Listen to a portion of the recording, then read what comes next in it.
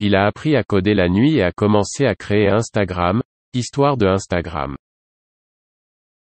L'histoire de la montée explosive d'Instagram se lit comme un conte de fées de la Silicon Valley, l'entreprise prenant un élan stupéfiant en quelques mois seulement.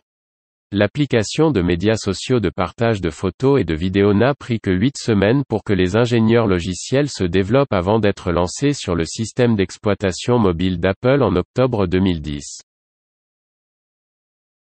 En moins de 2 ans, Facebook avait acquis la société pour $1 milliard en espèces et en actions.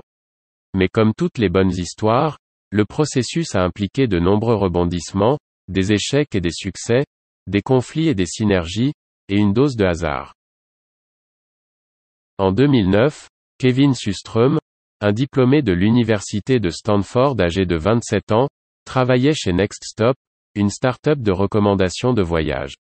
Systrom avait auparavant travaillé chez Google en tant qu'associé au développement d'entreprises et avait effectué un stage chez Odeo, une entreprise qui deviendrait plus tard Twitter. Alors que Systrom n'avait aucune formation formelle en informatique, il a appris à coder la nuit et le week-end tout en travaillant chez Next Stop.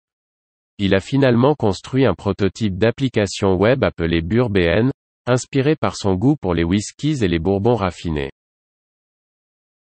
L'application BurBN a permis aux utilisateurs de scènes enregistrées, de publier leurs plans et de partager des photos.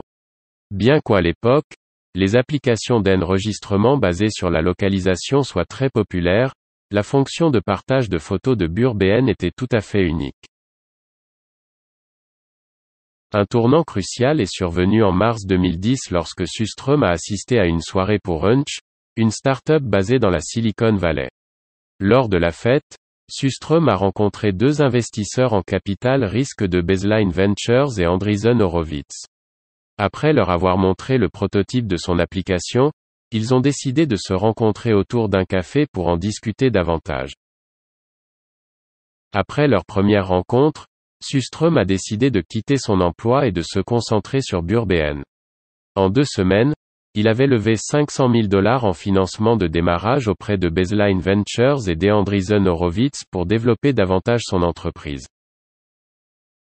Ce financement de démarrage a permis à Systrom de commencer à constituer une équipe de personnes pour soutenir son entreprise. Le premier à le rejoindre fut Mike Krieger, 25 ans. Également diplômé de Stanford, Krieger avait auparavant travaillé comme ingénieur et concepteur d'expérience utilisateur sur la plateforme de médias sociaux Meebo. Les deux se connaissaient depuis leur temps d'étudiant à Stanford. Après l'adhésion de Krieger, les deux ont réévalué BurBN et ont décidé de se concentrer principalement sur une chose. Des photographies spécifiquement prises sur des appareils mobiles. Ils ont soigneusement étudié les principales applications de la catégorie photographie à l'époque. Pour Krieger et Systrom, l'application Ipstamatic se démarquait car elle était populaire et avait des fonctionnalités intéressantes que vous pouviez appliquer aux photographies, telles que des filtres. Cependant, il manquait de capacité de partage sur les réseaux sociaux. Systrom et Krieger ont vu le potentiel dans la création d'une application qui relie Ipstamatic et une plateforme de médias sociaux comme Facebook. Ils ont fait un pas en arrière et ont réduit BurBN à ses fonctions de photos, de commentaires et de j'aime. C'est à cette époque qu'ils rebaptisent leur application Instagram, combinant les mots instantané et Telegram. Ils ont également commencé à se concentrer sur l'amélioration de l'expérience de partage de photos. Leur intention pour l'application était qu'elle soit minimaliste et nécessite le moins d'actions possible de la part de l'utilisateur. Après 8 semaines de mise au point de l'application, ils l'ont donnée à des amis pour qu'ils testent la version bêta et évaluent ses performances. Après avoir résolu certaines erreurs dans le logiciel, ils l'ont lancée. L'application Instagram a été lancée le 6 octobre 2010 et a accumulé 25 000 utilisateurs en une journée. À la fin de la première semaine, Instagram avait été téléchargé 100 000 fois, et à la mi-décembre, le nombre d'utilisateurs avait atteint le million.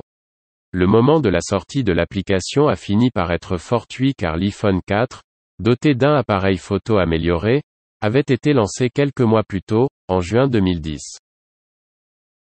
Après l'augmentation rapide de la base d'utilisateurs d'Instagram, de plus en plus d'investisseurs se sont intéressés à l'entreprise. En février 2011, Instagram a levé 7 millions de dollars lors d'un tour de table de série à l'une de leurs investisseurs était Benchmark Capital, qui valorisait l'entreprise à environ 25 millions de dollars. En plus des investisseurs institutionnels, la société a attiré l'attention d'autres sociétés leaders du secteur des technologies des médias sociaux, notamment Twitter et Facebook. Bien que ce nouveau tour de financement ait donné à Systrom et Krieger l'opportunité d'embaucher plus de personnes, les fondateurs ont décidé de garder l'entreprise vraiment petite, avec à peine une douzaine d'employés. Systrom connaissait Jack Dorsey, le cofondateur de Twitter, depuis son stage chez Odeo. Dorsey a exprimé un vif intérêt pour l'entreprise et a poursuivi l'idée d'acquérir Instagram. Twitter aurait fait une offre formelle d'environ 500 millions de dollars en actions, mais Systrom a décliné l'offre. En mars 2012, la base d'utilisateurs de l'application était passée à environ 27 millions d'utilisateurs. En avril 2012, Instagram est sorti sur les téléphones Android et a été téléchargé plus d'1 million de fois en moins d'une journée. À l'époque, la société était également sur le point de recevoir une nouvelle ronde de financement d'une valeur de 500 millions de dollars. Le fondateur de Systrom et de Facebook, Mark Zuckerberg, s'étaient rencontrés lors d'événements organisés à Stanford, et les deux étaient en communication au début de la montée en popularité rapide d'Instagram. En avril 2012, Facebook a fait une offre d'achat d'Instagram pour environ 1 milliard de dollars en espèces et en actions. Une disposition clé était que la société resterait gérée de manière indépendante. Peu de temps après et juste avant son introduction en bourse, Facebook est allé de l'avant et a acquis la société pour 1 milliard de dollars en espèces et en actions. Instagram a rendu disponible une interface de site web à fonctionnalité limitée en novembre 2012. En juin 2014, la société a lancé une application pour l'appareil Amazon Fire, et enfin, en 2016, elle a créé une application qui la rend compatible avec les tablettes et ordinateurs Microsoft Windows. Instagram s'est heurté à un obstacle en décembre 2012 après avoir mis à jour ses conditions d'utilisation. Cette mise à jour a effectivement accordé à Instagram le droit de vendre les photos des utilisateurs à des tiers sans notification ni compensation. Cette décision a suscité des critiques immédiates de la part des défenseurs de la vie privée et de nombreux utilisateurs de l'application. Certains utilisateurs ont répondu en supprimant leur compte. Instagram a finalement retiré les termes controversés. Bien que Instagram ait une variété de fonctionnalités, en général, l'interface de l'application permet aux personnes qui ont créé un compte gratuit de télécharger des médias, à la fois des photos et des vidéos. Les utilisateurs peuvent ensuite modifier les médias qu'ils téléchargent avec des filtres et les organiser avec des informations de localisation et des hashtags. Les utilisateurs peuvent rendre leur profil public ou privé. La différence est qu'avec un profil public, les photos, vidéos d'un utilisateur sont visibles par tous les autres utilisateurs d'Instagram, alors qu'avec un profil privé, les utilisateurs peuvent approuver qu'ils souhaitent voir leurs publications. Les utilisateurs d'Instagram peuvent parcourir les photos et vidéos d'autres utilisateurs en recherchant des hashtags et des emplacements. Ils peuvent également faire défiler une agrégation de contenu tendance et interagir avec les photos et vidéos d'autres utilisateurs en cliquant sur des boutons qui leur permettent d'aimer une publication ou d'ajouter un commentaire textuel à une publication. Lorsqu'un utilisateur suit un autre utilisateur, cela signifie qu'il ajoute les photos et vidéos de cet utilisateur à son flux. La première version de l'application Instagram permettait uniquement aux utilisateurs d'afficher leurs médias dans un format carré. Pour un format carré, la hauteur et la largeur d'une image sont identiques. Cela signifiait que les utilisateurs d'Instagram ne pouvaient publier que des médias correspondant à la largeur de 640 pixels de l'iPhone 4 à l'époque.